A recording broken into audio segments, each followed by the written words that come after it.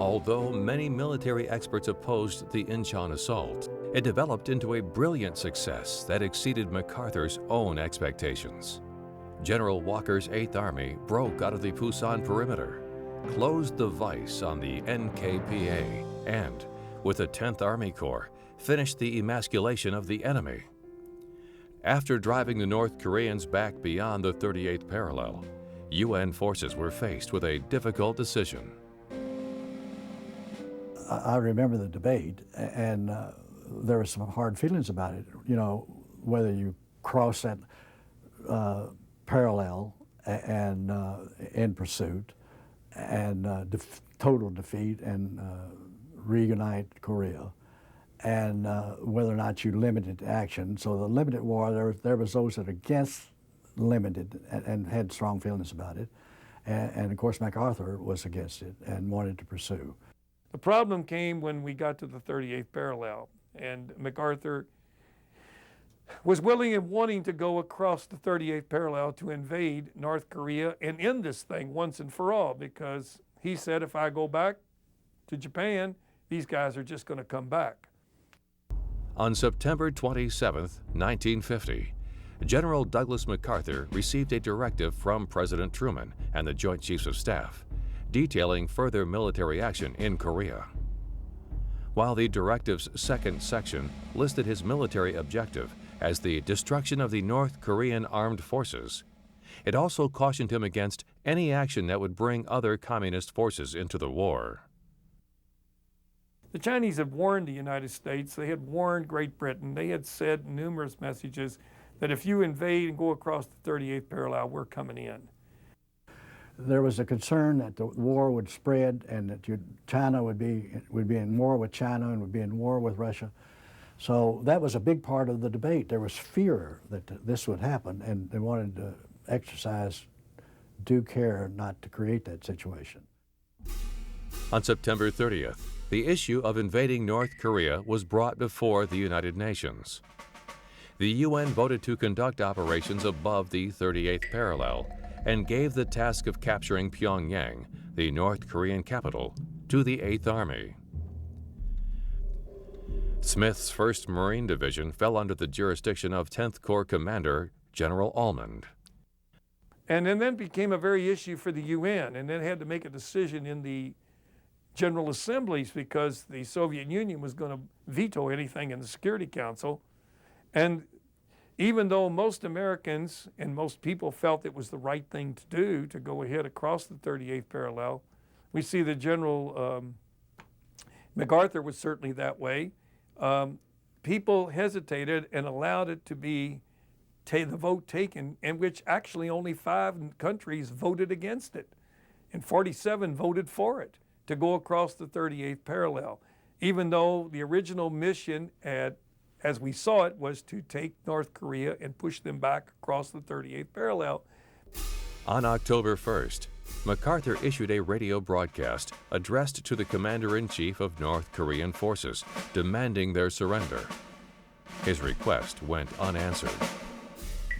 One day earlier, Zhou Enlai, Foreign Minister of Communist China, had observed that his government would not tolerate the crossing of the 38th parallel and would not stand aside if North Korea were invaded. This thunder out of China was of no effect. That night, MacArthur again asked for the surrender of North Korea and again received no reply. On October 8th, UN forces led by ROK soldiers crossed the 38th parallel. That whole issue is that you got to understand, MacArthur is a soldier, is an old soldier who believed that the only thing war is good for is you got to have victory. So he was going to annihilate these people and annihilate this government so they would never come back. And he was going to drive them to the Yalu River, which is the borderline between Manchuria and North Korea.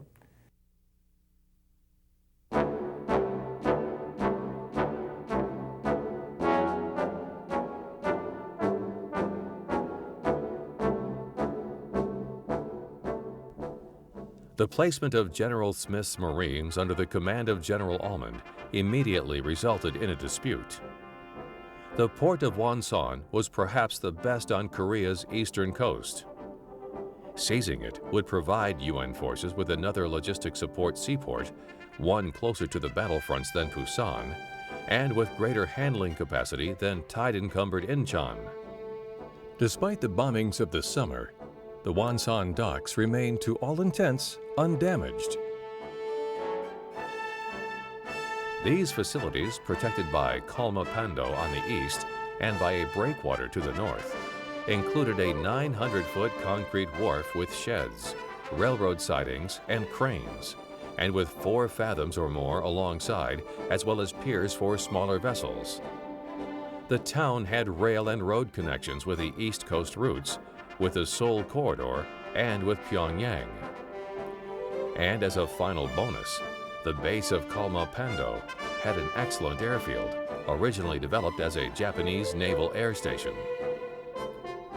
Taken together, the facilities of Wonsan constituted a prize that any military planner would value.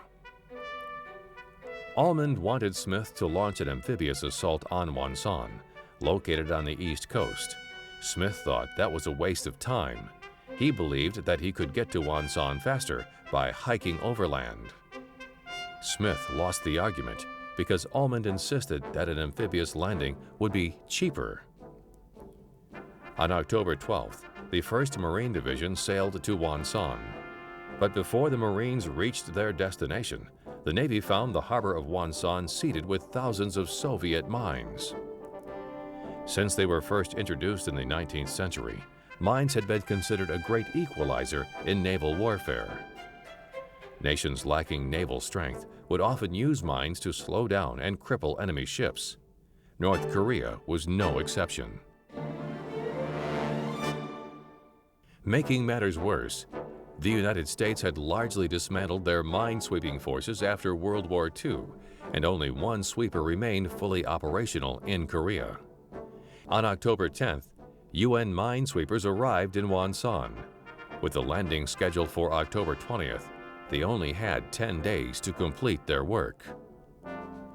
The Marines spent a week cruising about the Sea of Japan, while a hastily assembled group of wooden and steel hull minesweepers teamed up with Navy aircraft carriers and dive teams to carve a path through the minefield. 4 ships were lost during the operation. On the afternoon of October 19th, the transport and tractor groups of the landing force arrived in the Korean Gulf. The flagship, Mount McKinley, with the attack force and Marine Division staffs, embarked and anchored in the swept channel area. The remaining ships were ordered to reverse course and so maneuver as to return at daylight on the 21st. Further delay brought repetition of these instructions, and until the morning of the 25th, the attack force steamed back and forth, first south and then north again, through the Sea of Japan. This process, designated Operation Yo-Yo by the crowded and disgruntled Marines, had some serious implications. Food threatened to run short. Ideal conditions were presented for the spread of epidemic disease. Only a few days earlier, dysentery had hit the crews of 2 cruisers of the Formosa Patrol. During Yo-Yo, it broke out in epidemic form on the MSTS transport Marine Phoenix, afflicting 700 of the 2,000 embarked troops and a like proportion of the crew. But terms in purgatory are by definition limited, and Yo-Yo, in due time, came to an end. Beginning at 1500 on the 25th, the ships of the attack force moved in column through the swept channel to drop anchor in southern Yonghungman. When the 1st Marine Division landed at Wonsan on October 26th, they found the ROK Army in possession of the city, and Bob Hope's USO entourage entertaining the troops. For the Marines, the only casualties were those 84 dysentery victims who had to be hospitalized, and even when the losses of the minesweeping force were reckoned in, the bill in military terms was small. Throughout the period of Operation Yo-Yo, 8th Army had been advancing in the west. In the Central Mountains, the Korean Second Corps had continued northward. Moving onward from Wonsan, ROK troops had entered Hamhung and Hungnam on October 17th. By the time the Marine Division came ashore, the front was more than 50 miles to the northward and was still moving. In these circumstances, General Ullman's force found its mission changed. The speed of advance into North Korea had obviated the need for a westward thrust by the units of 10th Corps. The UN resolution of early October had shifted the emphasis of the campaign from the destruction of the enemy army to the pacification of North Korea. A new scheme of maneuver had consequently been developed by GHQ, and 5 days before the Wonsan landing, 10th Corps received orders to advance to the north. After we cleared everything north of Seoul there for a short distance, we went back to Seoul, loaded ship again, went all the way around the peninsula, and went in for the Wonsan landing in about August. But this thing had been cleaned out by the time we could get around on the ships, been cleaned out by the ROKs, the Republic of Korea Army, and we just made an administrative landing. After their entire force landed at Wonsan, General Ullman's 10th Corps proceeded to the Chosin Reservoir. It was at Chosin Reservoir that the Marines would make history in fire and ice.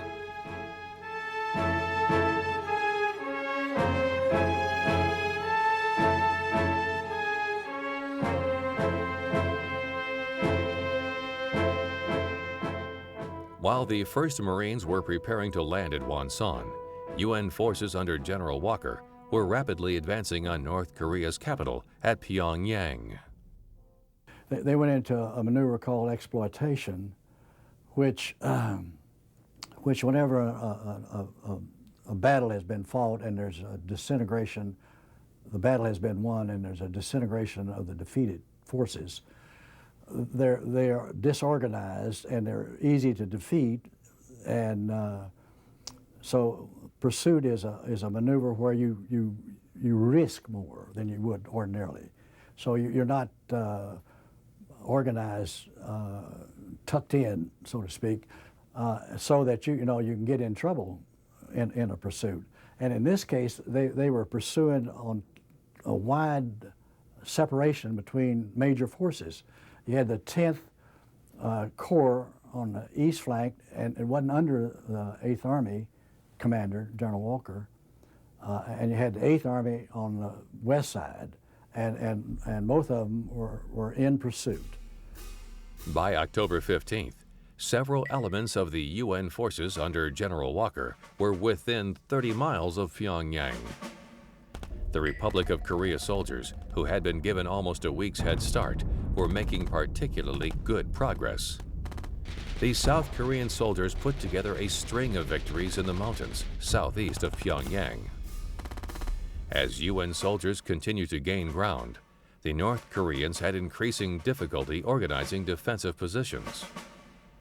As the UN forces approached Pyongyang on October 19th, the North Korean soldiers blew up several bridges around the city before joining their government in a general retreat.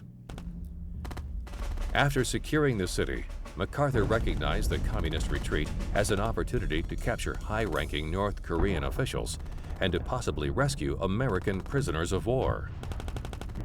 Immediately, he ordered the 187th Regimental Combat Team to be flown north of the retreat and hold a blocking position along the Chongchon River. Flowing inland from the Yellow Sea, the Chongchon River provided the last natural obstacle before Manchuria's border. If the retreating North Koreans managed to cross it, they would have a clear path to China. On the morning of October 20th, the 187th Combat Team landed successfully and quickly set up their defensive lines. With the blockers in place, UN forces under General Walker surged toward the Chongchon River. In a few days' fighting, the North Korean rearguard was decimated, caught between Walker's men and the 187th. However, the North Korean government had left earlier than UN forces anticipated and made it safely across the Yalu River. Making matters worse, only a few UN prisoners were rescued because of the battle. As the North Koreans retreated, they left a string of graves behind them. On October 21st, UN soldiers discovered a mass grave near Sunshan City. In it, they discovered the bodies of nearly 100 American prisoners. A few prisoners managed to survive the massacre by faking their deaths and hid in nearby bushes until they were discovered by UN soldiers. They had been riding in a prison train heading north when it suddenly stopped for dinner. 100 prisoners were let off the train and sat down as they waited their turn. Instead of feeding them, the KPA soldiers opened fire. UN soldiers would find other such graves as they continued north. After the Battle of the Chongchan River, MacArthur had to decide his next move. He was already venturing dangerously close to the Manchurian border, and proceeding further risked war with China. With little hope of a North Korean revival, it seemed as if the Korean War was over. Most people were satisfied with what UN forces had accomplished. However, on October 24th, MacArthur ordered his men to continue their advance to the Yalu River.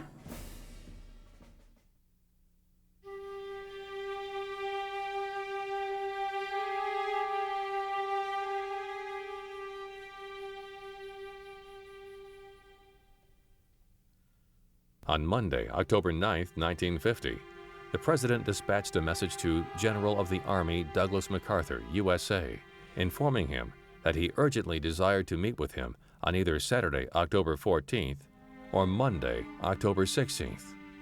The President suggested Honolulu as the place for the meeting.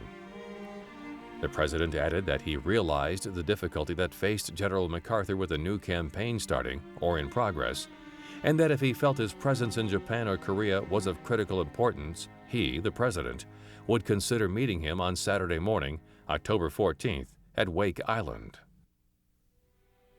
General MacArthur stated that if agreeable to the President, he would report to him at Wake Island on Saturday morning, October 14th.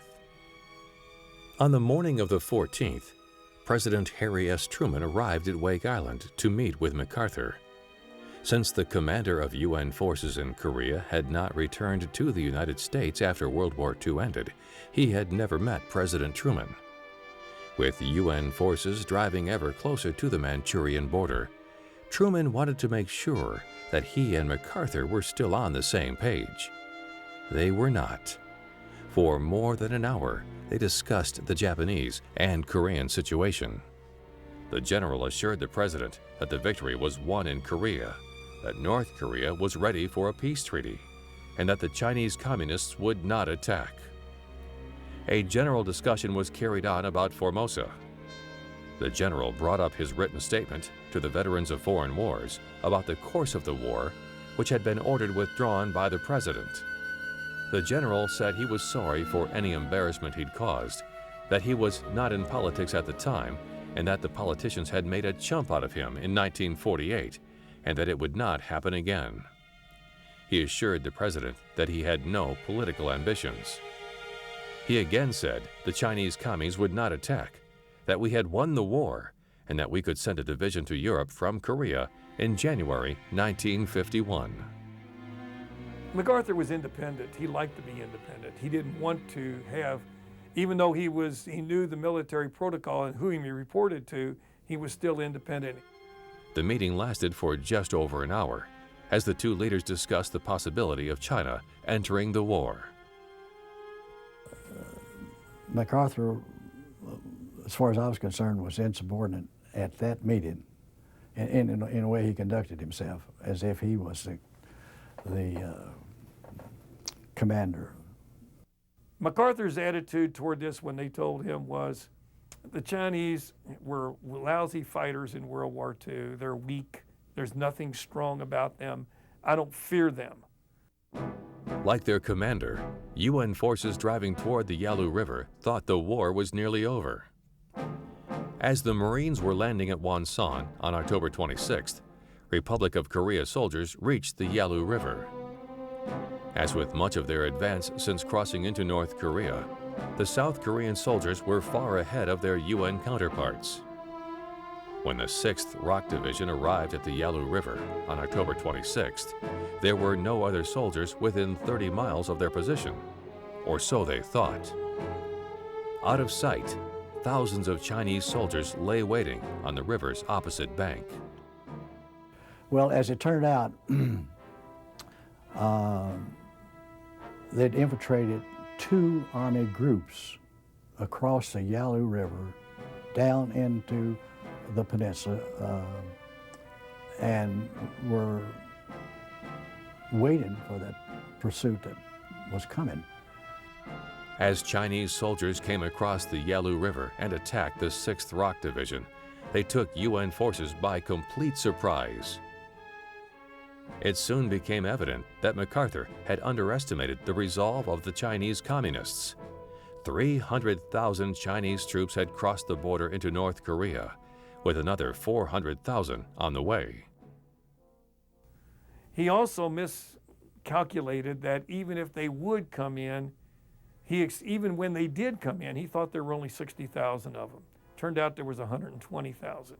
He really miscalculated on the number of troops that were there.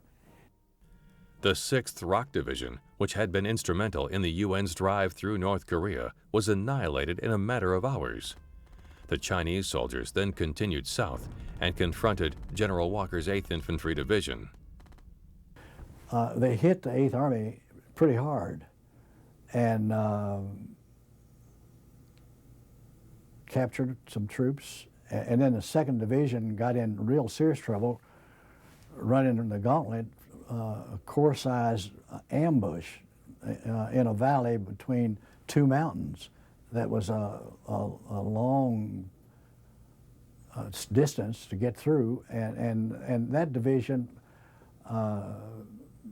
lost command control at all levels. So just a group of people walking through that valley, being shot at from both sides, and suffering severe casualties. I think around 4,000 casualties, enough to make the division non-combat effective. So they had to withdraw the division and refit it and fill it with replacements. The Chinese had proven that they were not a force to be taken lightly. UN forces pulled back to the Chongchan River and quickly formed a defensive position. The imminent attack, however, did not come. Just as quickly as they had appeared, the Chinese returned to the countryside. Meanwhile, at Wonsan, the Marines were preparing to begin their advance to the Chosin Reservoir. And then the Marines are over with the 10th Corps over on the east side of the peninsula and up at a place called reservoir called Chosin. They were hit by a corps, by the Chinese army. And if they hadn't exercised a great deal of skill, they would have been wiped out. The Marines who fought at Chosin Reservoir would etch their names in Marine Corps lore.